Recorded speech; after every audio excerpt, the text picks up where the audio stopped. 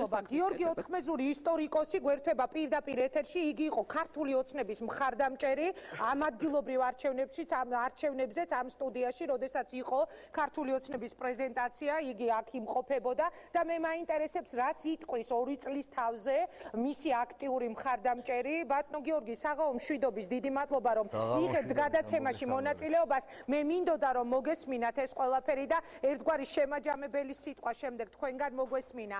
თქვენი თვალით დანახული დღევანდელი სიტუაცია როგორია? აი ახლა ამ წუთას ნინო ამბობდა რომ ხომ არ არის ეს გადატანა ყურადღების საზოგადოების იმ უფრო მეტად მნიშვნელოვანი საკითხები და რაც აწუხებს ხალხსო. თქვენ როგორ უყურებთ დღევანდელი თვალით დანახული ხელისუფლების საქმიანობა? გისმენთ? კი ბატონო, მარტო ეხლა ბევრ საკითხებზე იყო აქ ძალიან ლაპარაკი, საუბარი იყო ძალიან ბევრ საკითხებზე.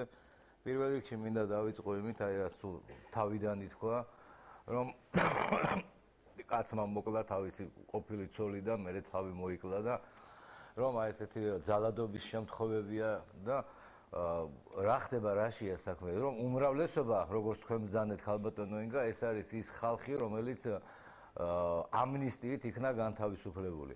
თუ ეს ნამდვილად ასეა და ეს უმრავლესობა ის ხალხია, რომელიც ამნისტიით იქნა განთავისუფლებული, ერთი რამე უნდა გავითვალისწინოთ რა, ესეც წინა ხელისუფლების ბრალია, იმიტომ რომ ისე დღეში ყავდათ ეს ხალხი იქ, რომ ისინი საერთოდ ფსიქიკა მოშლილები გამოვიდნენ იქიდან.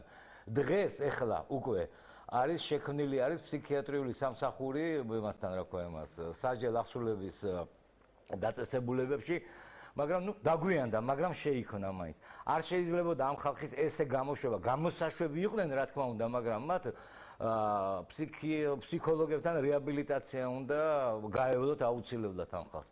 ასე რომ ესე წინა ხელისუფლების დანაშაულია და იქიდან გადმოყოლილი კუდებია. როდესაც ჩვენ საუბრობთ, რომ ნუ ვილაპარაკებთ წინა ხელისუფლების დანაშაულებებზია რა, უნდა ვილაპარაკოთ ამაზე. მე გაგახსენებთ თქვენ ეს ბენ-გურიონის სიტყვებია, რომელიც ამბობს, რომ ჩვენ ფაშიზმზე იმიტომ ვილაპარაკობთ, თუ და ვილაპარაკებთ, არა იმიტომ, რომ გვინდა ამის ცხოვრება, არამედ იმიტომ, რომ ეს არ გამეორდეს. ეხლა როდესაც აქ საუბარი არის, რომ ერთი ბიჭი მოკლეს, მეორე მოკლეს თუ ხუთი მოკლეს, არა, ყველა ესეთი შემთხვევა არის ტრაგედია.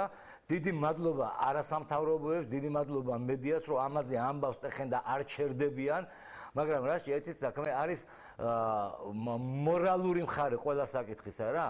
ნაციონალურ მოძრაობას არ აქვს ასეთ საკითხებზე საუბრის უფლება, მორალური უფლება.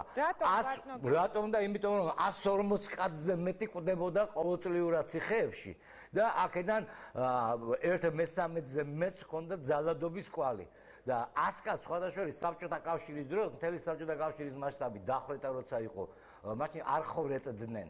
აი ეს ხდებოდა მაშინ ციხეებში და კიდე საშინელებები ხდებოდა. აი ხალბატონ მაიას მინდა უთხრა, მისი შვილი დაიჭირეს, ხო?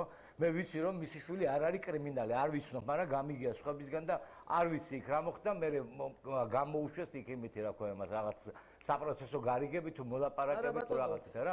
ხალბატონ მაია იცით რა იქნებოდა? თქვენი შვილი რომ იმ ხელისუფლებას დაეჭირა, ჯერ ცემაში მოკლავდნენ ყოველდღე, თუ ვერ ათქმევინებდნენ იმას რაც უნდოდა, მე ხელჯოხით გააუპატიურებდნენ და ბოლო-ბოლო ბანკის აღებას კი არა კენედის მკვლელობას ააღებიებდნენ თავის თავზე.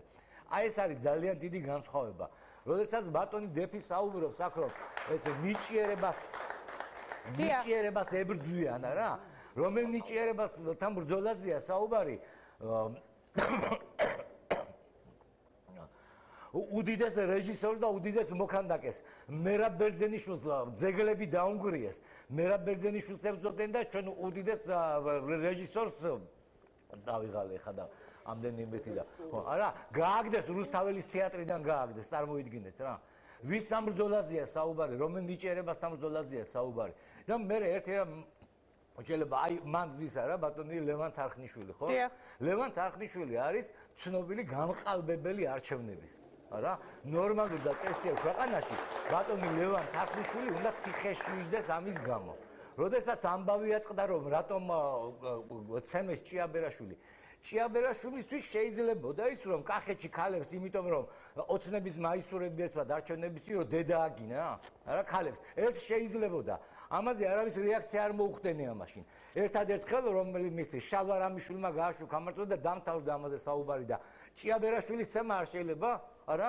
და ის რომ მან ქალებს დედა აგინოს ეს შეიძლება. და მე ისიც რა არის, სწორედ მორალი და ზნეობა არის რა. შეიძლება რომ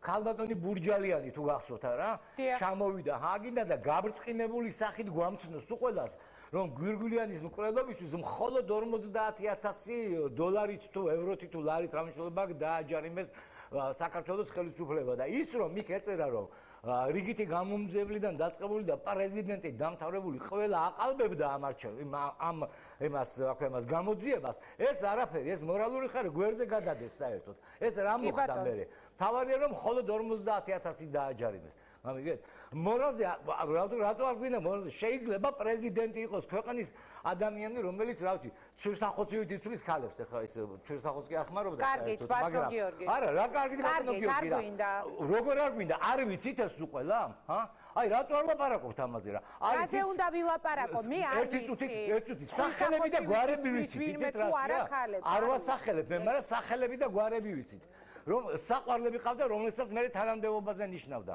ეს ხო და ამაშია საქმე გამიგეთ აი ამ მორალზეა საუბარი როდესაც იმ მკვლელობაზე არის საუბარი იცით რაზე ვიფიქროთ ჩვენ რომ ხმამათ რომ ბავშვები იქნება ვეფხისტყაოსნით მორალის აღზარდოთ რა და ვეფხისტყაოსნის იდეალებით და ექვთიმე თაყაიშვილის ნაირი პიროვნებები დაუსახოთ იდეალად რომ მათსავით იცხოვრონ და ეხა ერთი ძალიან ის არის როდესაც ამბავი არის ატეხილი და გამოდიან აი ძალიან კარგი სიტყვა გვაქვს ქართველებს უტიფარი რა რომ ამბავი არის ატეხილი რუსეთმა ეხლა აფხაზეთში დაიწყო და ანექსიას აპირებს აფხაზეთისას რა ვინ მიიყვანა აქამდე საქმე ვინ მიიყვანა და მიიყვანა ნაციონალურმა მოძრაობამ ის ომების ჭრილობები ცხინვალში მაგალითად ნამდვილად მოშიშვებული იყო მოსახლეობაში მე ვარ იქ ნამყოფი 2000 წელს და ამის მოწმობა მაგრამ ჩემი მოწმობა არ გინდათ ყველამ ვიცით კარგად ავტობუსები უკვე იმაში რაჭაში ცხინვალის გავლით დადიოდა და ქართველები და ოსები გადადიოდნენ და გადმოდიოდნენ ერთმანეთთან და ერთმანეთში პრობლემა არ ქონდათ საერთოდ რა